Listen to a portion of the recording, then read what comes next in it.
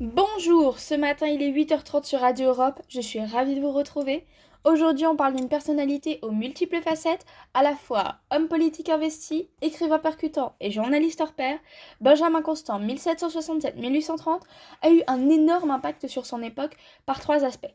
Tout d'abord député à de nombreuses reprises entre 1819 et jusqu'à son décès en 1830, il se sent très concerné par la vie politique. Il est même surnommé par certains comme un homme politique opportuniste. Il reste à l'époque une figure extrêmement importante par sa place de chef de file du mouvement libéraliste. Comme le nom l'indique, il était extrêmement libéraliste et était très attaché à ses convictions. Cette place est méritée étant donné la position privilégiée qu'il occupait à la Chambre des députés en tant qu'un des orateurs d'exception. Ça se remarque l'influence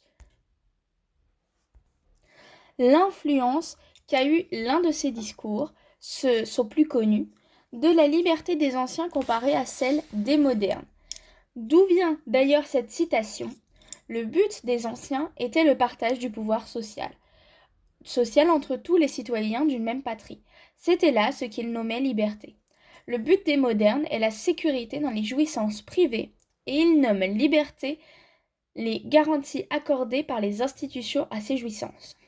Cette citation poignante est complétée par ces mots de Cérizet Berlin qu'il a prononcés lors de l'éloge funèbre de Benjamin Constant, le qualifiant comme le plus éloquent de tous les défenseurs de la liberté et de la vie privée.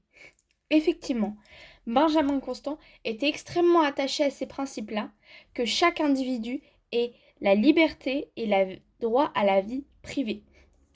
Mais on peut aussi parler, en plus de ça, de ses talents de journaliste. Effectivement, en plus d'être un orateur de talent et un homme politique très engagé, Benjamin Constant était également journaliste.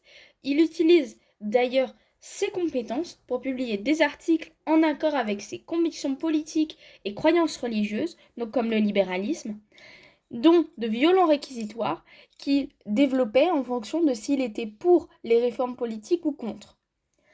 Pour en terminer, en tant qu'auteur, il était passionné par ses nombreuses œuvres, dont sa plus connue, Adolphe en 1816.